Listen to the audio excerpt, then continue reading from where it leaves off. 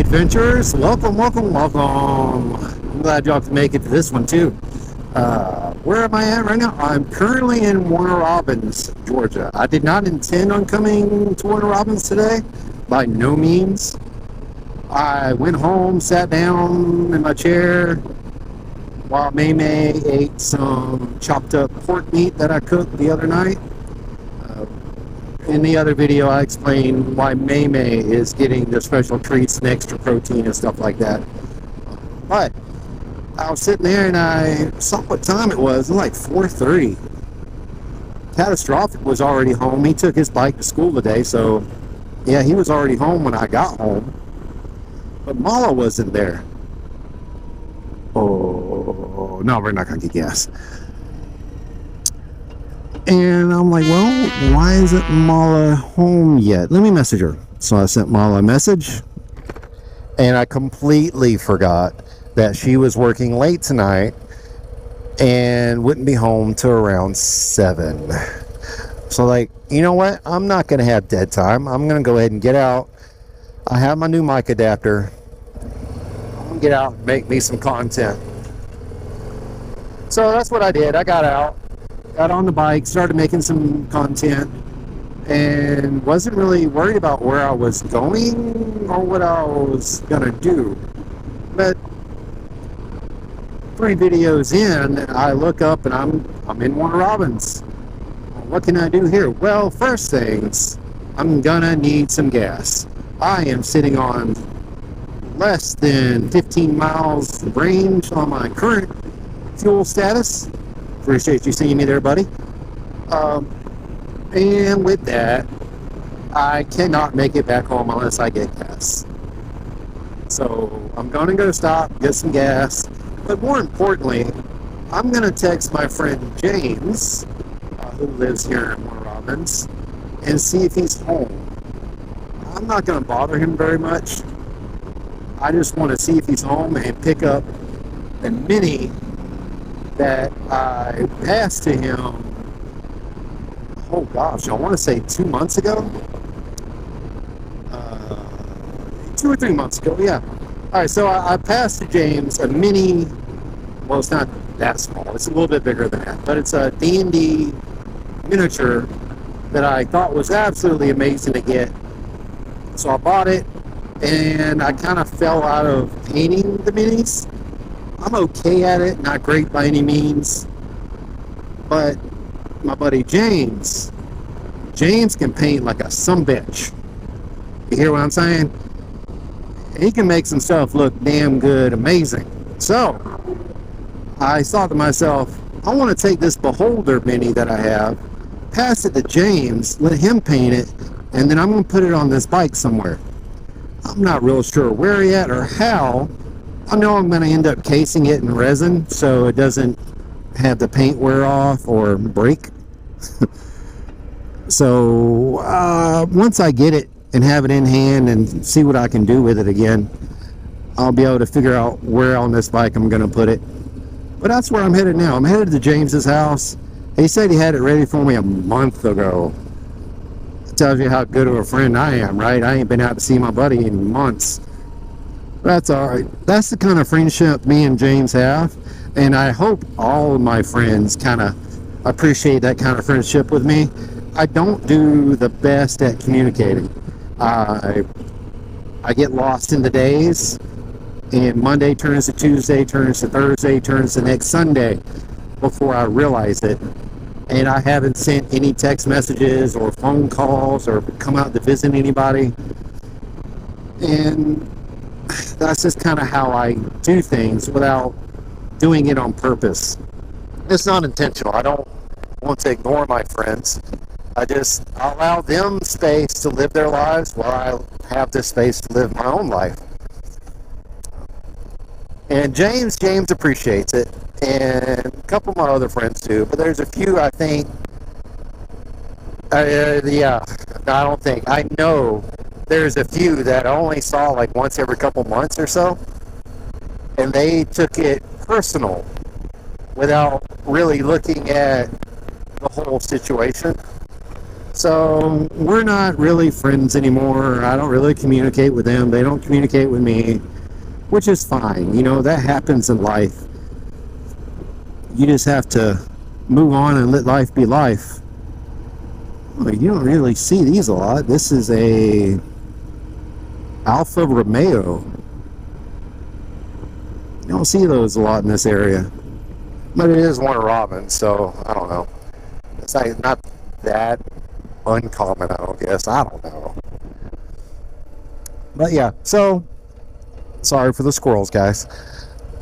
I'm almost to his house, and I'm going to check out the Mini and see what I think. And of course, I'll put in probably a shorty short or a clippy or something like that so you guys can see it before I actually cast it in resin and put it on the bike. But I'm almost to his house, so I'm going to let you guys have at it. Go out there, come out there and see us in October, y'all.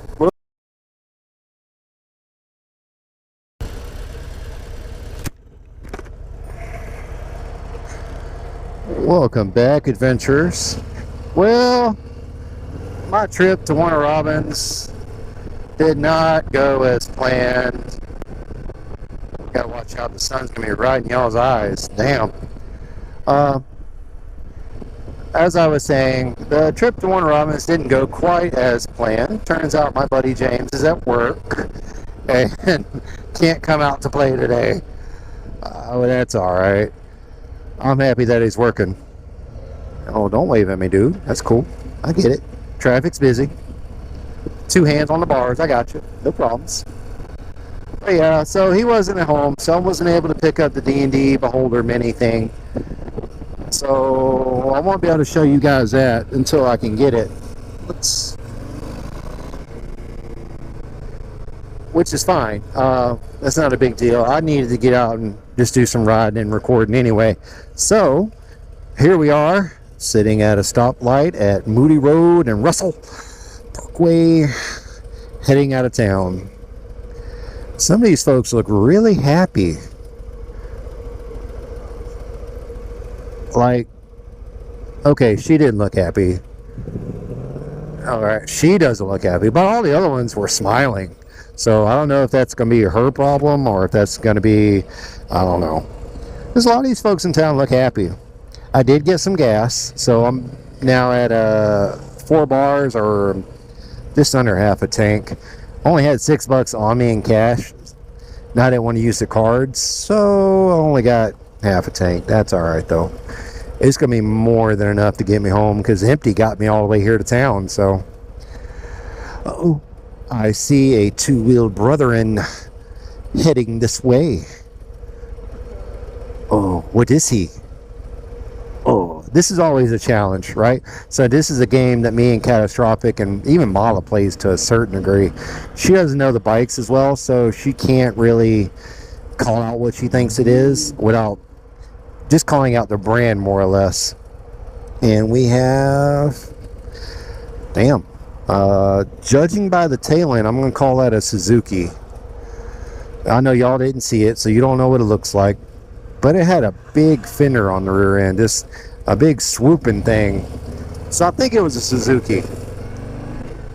Admittedly, I don't know all the different bikes and how they look as much as I probably should. But it doesn't matter. None of that matters. It doesn't matter what bike you have, what size it is, what brand it is, what year model. None of that crap matters, guys. Having 2 wheels, or 3 if you have to do the 3, and getting out and riding, having your knees in the breeze, your fun out in the sun, just ready to go. That's all that really matters, y'all. And I've tried to teach my son that, Catastrophic, so he can appreciate more just having a bike. We did start him out on a 06. Hello, officer. How are you doing today? We did start him off with a 06 Kawasaki Z750. And then we upgraded him to an 05 Honda Shadow 1100. That's what he currently rides now. That's what he does all his little errands on. It's what he goes to work on. It's what he goes to school on. He doesn't love it. He enjoys it. It's not the bike of his dreams, but he enjoys it. It puts his knees in the breeze. It gets him on the road. He can come out and ride with me when he wants to. If he wants to go out for a ride on his own, he can do that. So it doesn't matter what kind of bike you got. Just get out and bike. Get out there, ride, tear up the streets. Now, when I say tear up the streets, guys, please don't take that as a cue to go out there and wild ass it and start doing burnouts in the middle of the road.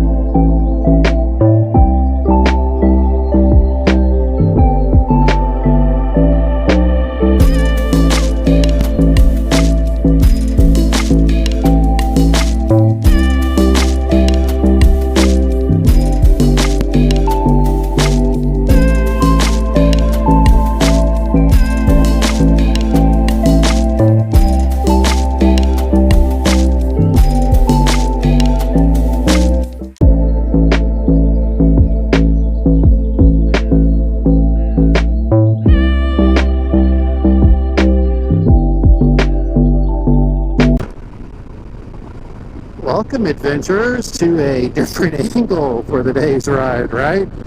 I'm trying out this, like I said, I got a new mount. I'm trying it out. Got it in a pretty common location, I guess. And I'm going to see how well it does with the vibrations. The mount that I currently had in this location, it was not, it didn't work like I wanted it to, guys. It really didn't. And it was a GoPro mount, like GoPro brand mount. It just, I don't know what it is. It picks up a lot of vibrations. Even with the rubber collars that it comes with, it still picks up a lot of vibrations. And this is a lowrider ST, so it shouldn't be throwing out that much in vibrations. But I got this one. This one is more mountable in different locations. Doesn't have to be a round object like the other one. So yeah, I mean, we'll see how it looks. Alright, so far today, this is like my 4th or 5th video. I don't even know at this point. I've been going out having a good time riding. Now on my way back home, headed down 96. Left Warner Robins, didn't see James. Did get to make some content. And I am almost out of the worst areas in Warner Robins. If any of my viewers travel down 96, I absolutely hate this section of 96. Everyone goes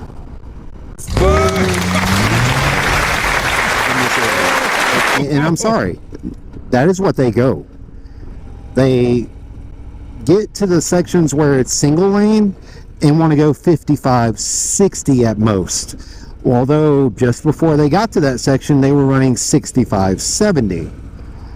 And when they get to the passing section, it turns into NASCAR or Formula One or whatever you want to call it, MotoGP.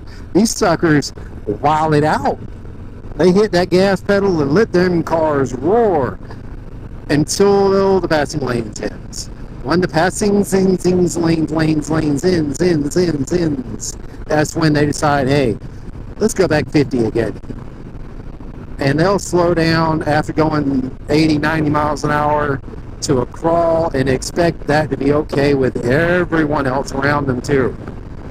Like right now, you saw this truck in front of me. I was going 55, 60.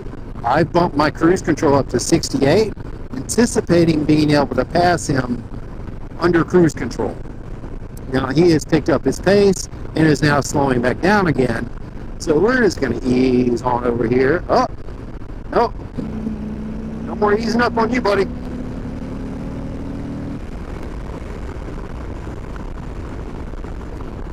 I draw the line when they start coming over to my side.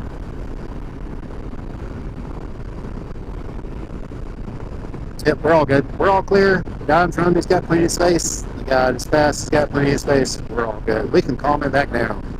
And it's not like I'm going that much faster than I actually just was. I had cruise set around 65, 68-ish, and I'm only going 72 right now. There are 2 cars ahead of me, of course. You see them. They are about to slow down. Waiting on it. The black SUV is already slowing down. Me and the silver truck are catching up to it. It probably won't be that bad. It's not a lot of cars right here, so they may just maintain a moderate speed and get on down the road is what I'm hoping. But no, we're already down to 65. That's fine. That's where I want cruise control at anyway. Alright, so I've talked about the camp out in almost every video I've done today. So I'm going to say it again. Compound camp out. Forgotten Angels camp out. End of October. Last weekend. Halloween weekend. Come out and see us. Come hang out. Drink some beer. Eat some food. Have some laughs. Ride motorcycles. Make an adventure. That's what y'all need to do. Come out and make an adventure with us. This will be the first camp out that me and Mala and Catastrophic have been to. For that matter, me, Mala, or Catastrophic have been to. Single, much less as a group. So we don't really know what to expect. We've seen Whiskey Chasers videos, we've seen Shay Lacey's videos, and of course Shade Tree's videos, and a couple others.